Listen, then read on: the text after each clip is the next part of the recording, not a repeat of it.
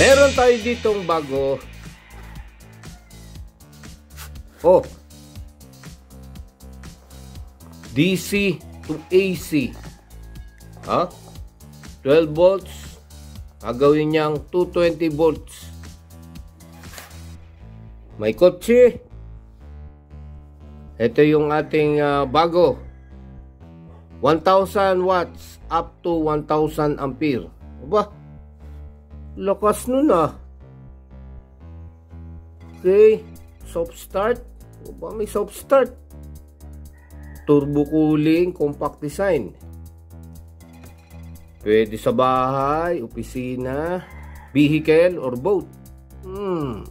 Simply plug sa 12 volts. For instant AC power. Okay. Audio alarm warms, low battery level. Aba, may ano siya, sound alarm kung low bat na. Shuts down. May overload protection. 25 inches TV for 5 hours. Depende sa battery. 1,000 ampere. Aba. Oh.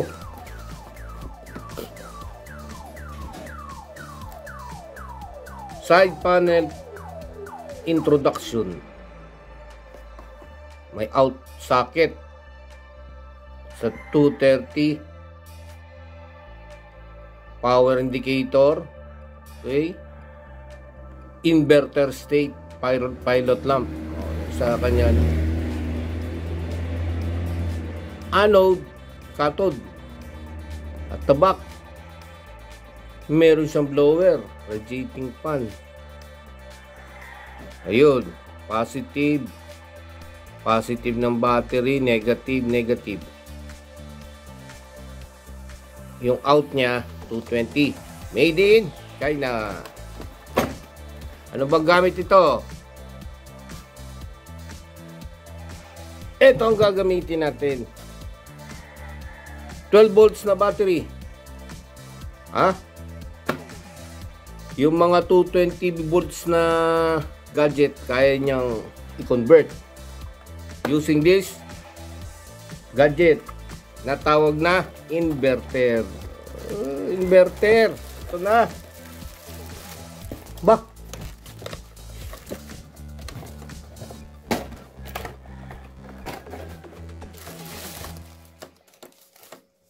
Mukha ngang malakas ah. Laki ng wire. Pang 220. Bah, ang laki nito ah. Plumper. Parang tanso. O coated lang. Oh, ito. Maliit lang yung battery natin. Pwede yan. Inverter. Yung 12 volts, gagawin niyang 220 volts. Oh.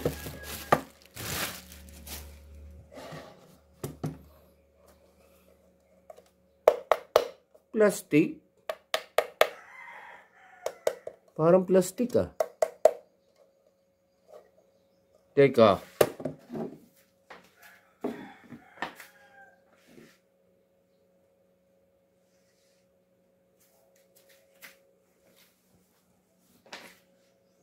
Ito, magnet.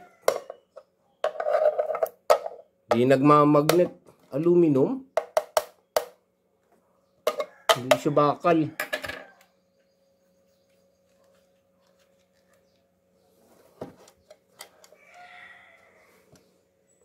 USB. Bah. Up to 1,000 watts. Peak power yan eh. Hindi siya RMS. So, kala mo malakas masyado. Peak power yan. 1,000 watts na yan.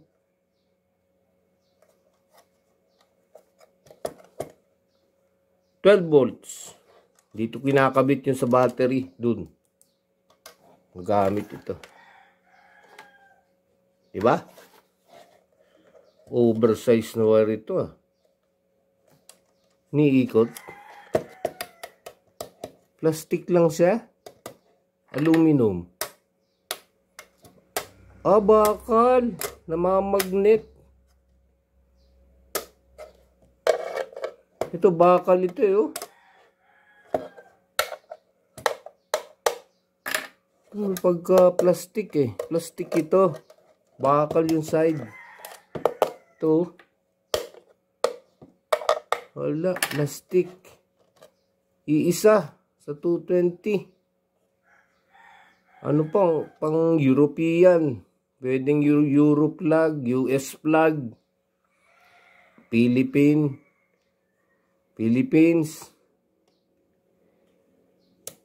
Ito yung kanya. Ay, may fault. O kaya, ito yung power ng 220. Power ng inverter. Kung siya ay okay. May USB pa? Bakit tabingi? Ayun. Asan yung pan? Ito yung pan. Oh. Ba't kulang ng tornilyo? Kulang oh. Pero wala talaga. Wala siyang scratch. Hindi talaga nalagyan. Ventilation hole. Diba? Ito lang bakal oh. Ito. Bakal din. Bakal. Plastic yung case.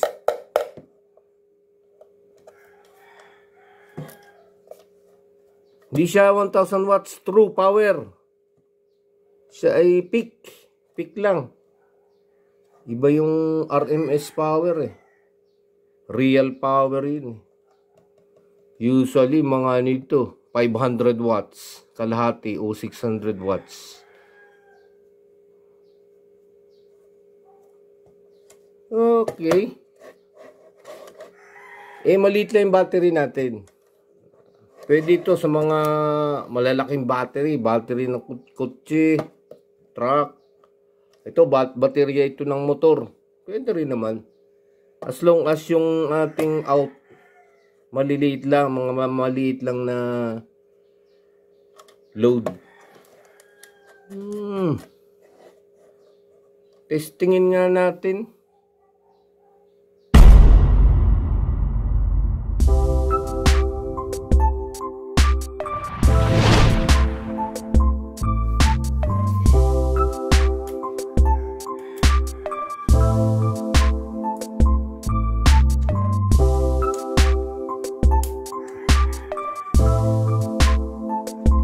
Oh, nakakabit na. Pula sa pula. Positive. Negative. Oh. Tingnan natin yung voltahe ng battery. DC.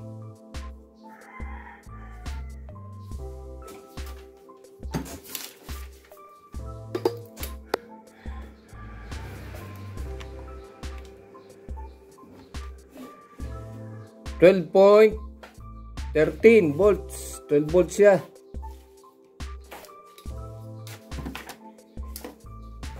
Okay. Saksak natin.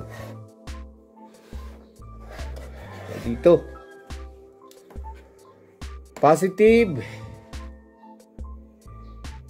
Sa positive, pula. Negative, ang laki ng clamp. Masyadong pang-track ito ah. Di bali.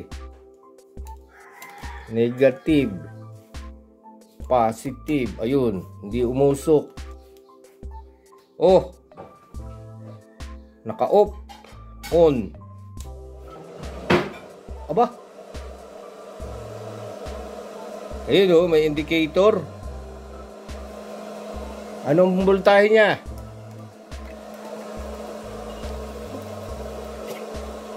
Wala, di pa nausok. Tingnan natin. 220 volts. Malakas ito. Oh, AC.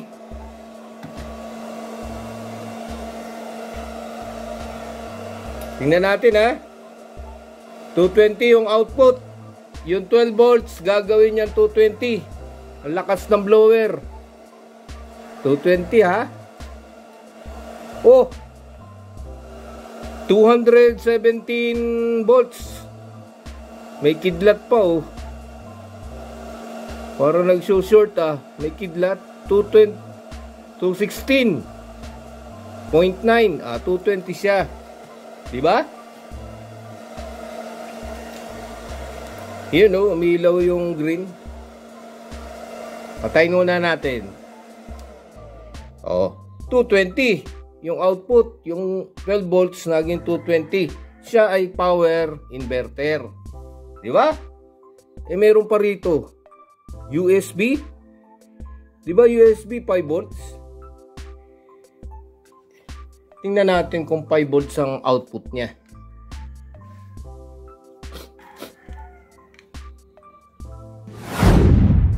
Ito, USB detector. Ha? Buksan ulit natin.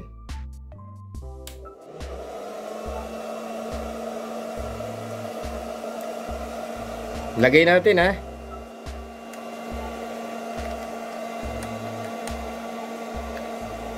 Oh. Oh, bakit baliktad? Ayun oh.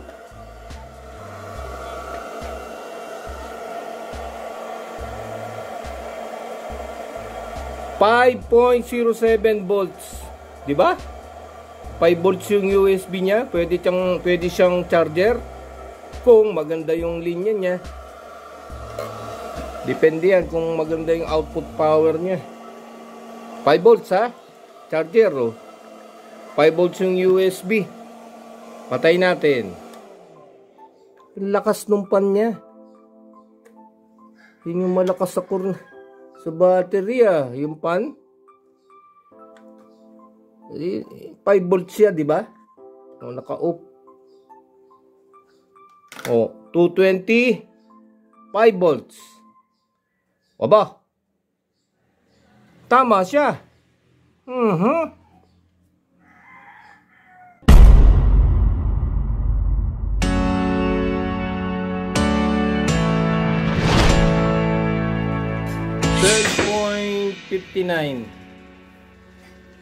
Nakasaksak yung electric fan. 3 sa 3.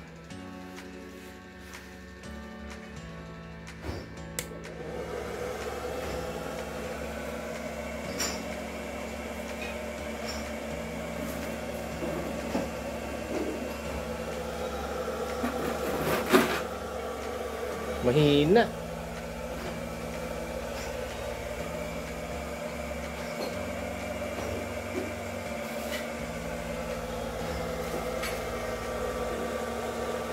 Mahina yung battery. 7 ampere.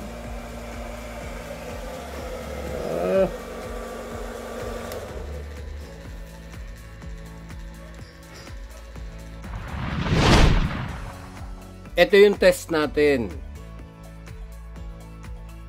Battery voltage 12 volts. Full charge niya 12.59 volts.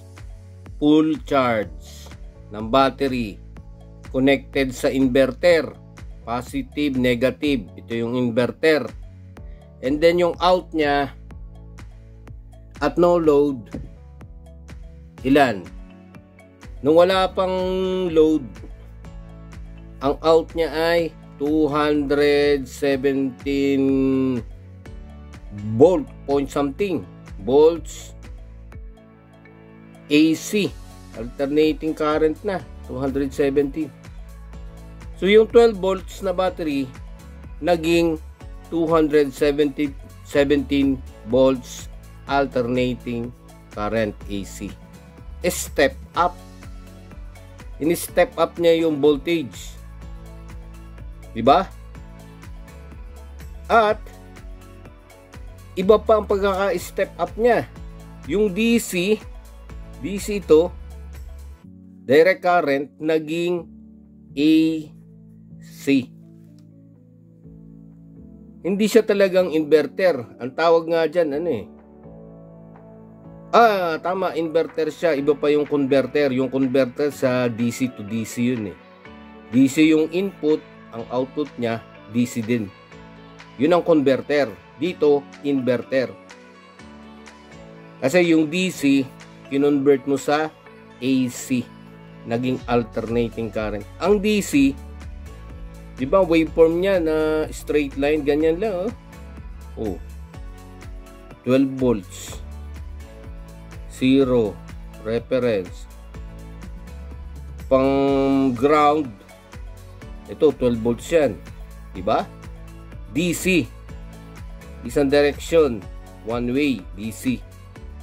Pagdating dito, naging ano yan eh, a sort of a waveform na nagpo-flow from forward to backward. Alternating current, parang ganyan, di ba? Oh. Forward, backward. Isang uri ng ano yan, ng alternating current. Makikita natin yan sa oscilloscope mamaya. Oh. Ngayon, hindi umikot yung motor. Ito yung motor symbol, pero mahina. 'Di ba? 1000 watts pa naman yung inverter. Mahina yung ikot niya pero umiikot. 217 volts AC. Yung ating electric fan 220 yun, 'di ba? Pero mahina yung ikot niya, hindi masyadong gumana. Mahina, 'di ba? Nag-drop out yung voltage ng 12.29 volts sa battery. So 30 volts drop out. Konti lang. 30 volts yung voltage ng battery. Noong mayroon ng load na electric fan. Nakaset siya sa number 3. Yun yung pinakamabilis, di ba? Mahina siya, mahina yung ikot niya. Malalaman natin yung bakit mahina yung ikot niyan.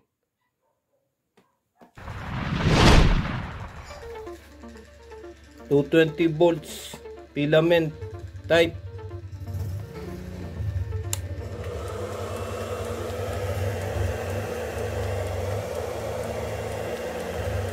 $12.27.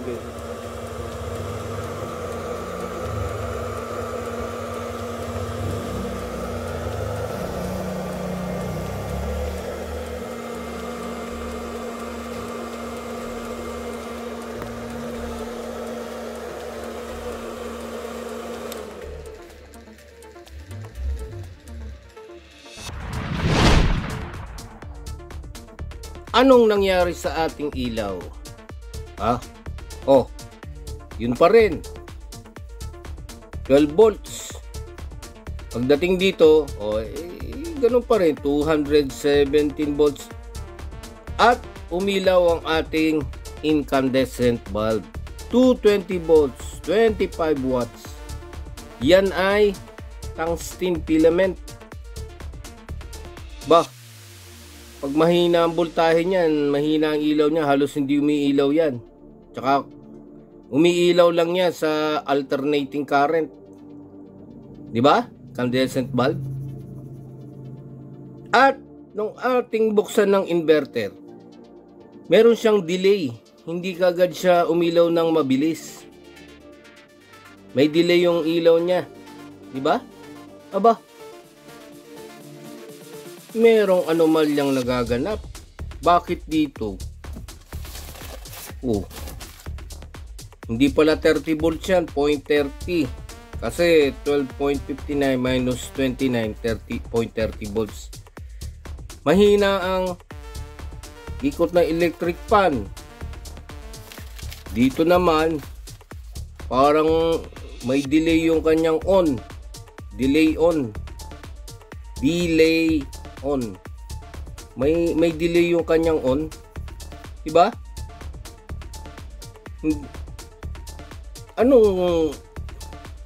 Bakit ganon? Pero umilaw siya. Incandescent bulb.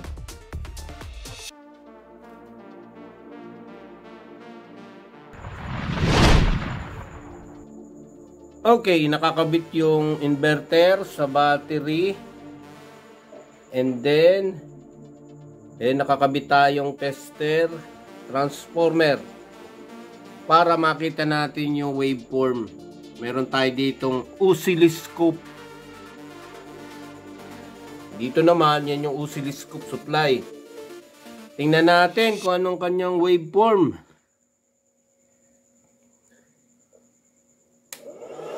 Ayun, oh. Diba?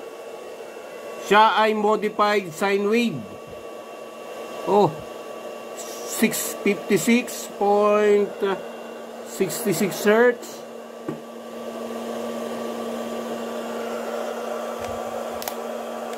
Ang kanyang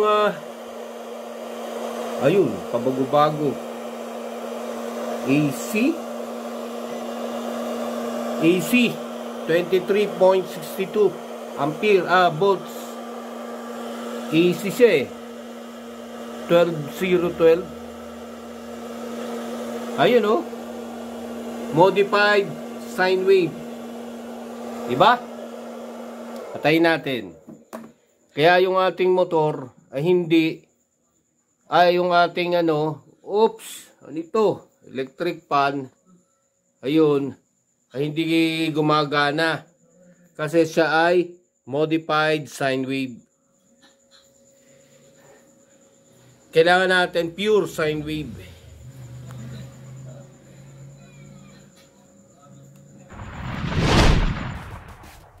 Ito na yung test 3 with oscilloscope, no load condition. Walang load. Yung pa rin 12 volts inverter. Yung out niya, diba 220. Nilagyan natin ng transformer. Step down, 12 volts, 12 volts, 0 volts. Ginamit ko yung 12 volts, 12 volts, 24 volts, diba? Ngayon may na-measure tayo yung voltage dito. Meron tayong kinabit ditong tester. Ang voltage niya around 23 point something. 0.6, mga ganun, 23.6 or 0.9 volts. Almost 24 volts. Dito, siya voltage RMS pa yan. Diba?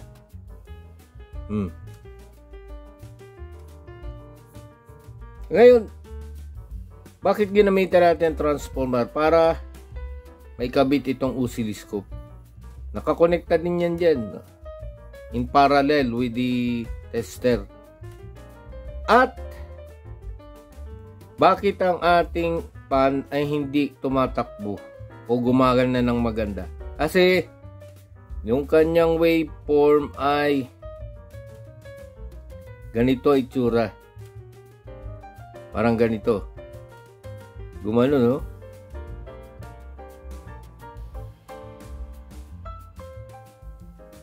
Parang ganyan. Oh. Sa baba, parang may ganun. Ano yan? Modified sine wave. Na dapat sana sine wave ang maganda. Meron siyang positive voltage at negative voltage. Meron sa kanya, sigsag Ganun, no? Tapos ganun. Parang ganyan. Diba? Meron siyang positive tsaka negative. Parang ganyan yung itsura niya. Siya ay modified sine wave. Ang magandang inverter, yung ganun, no? Sine wave. Ito hindi Meron din siyang positive voltage at meron ding negative. Diba? Meron pa yan dito, diba? Ganun. Kaya lang, rugged type. Positive voltage, negative voltage. Hindi siya smooth. Hindi katulad ng sine wave. Yan, maganda yung waveform niya. Pag sine wave. Smooth. Dito hindi Modified siya. You know? Kasi galing yan sa DC. Kinonvert niya sa AC. Kaya nagkameron ng positive voltage at negative voltage sa ilalim. Ganyan na itsura niya, di ba? Oh. Yan ang dahilan kung bakit hindi tumatakbo ng maayos yung motor. Kailangan ng motor ng pure sine wave. At yan din maaaring dahilan kung bakit yung ating valve may delay. May delay sa pag-switch on niya. O yun, yung oscilloscope nakakonekta sa dalawang 12 volts. Step down yan ha, step down, 12 volts. O 0 volts, center tap. Yun din tester. Ang sukat niya 23 point something, di ba? In-step down kasi para hindi yung ating test probe ng oscilloscope mahinang resistance nun, baka masunog.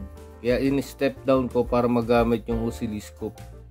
Nilagyan ng transformer para lang makita yung waveform. Hindi siya sine wave, modified sine wave. Some sort of different, hindi siya sine wave, modified sine wave. O kaya siya hindi tumatakbo yung pan. Kailangan ng pan ng sine wave pag motor, pag electric pan. Pwede siya sa itong inverter o kaya sa mga ilaw. Pwede rin yan sa charging. Depende kung maganda yung kanyang performance. Yung charging current niya. May charging current din yan, charging voltage. Pero mas maganda ito sa ilaw. Sa motor, hindi siya gumagana. Siya ay modified sine wave. Rugged type na waveform. Hindi siya pure sine wave. Mas maganda ito pure sine wave. Kaya lang itong inverter, hindi siya pure sine wave.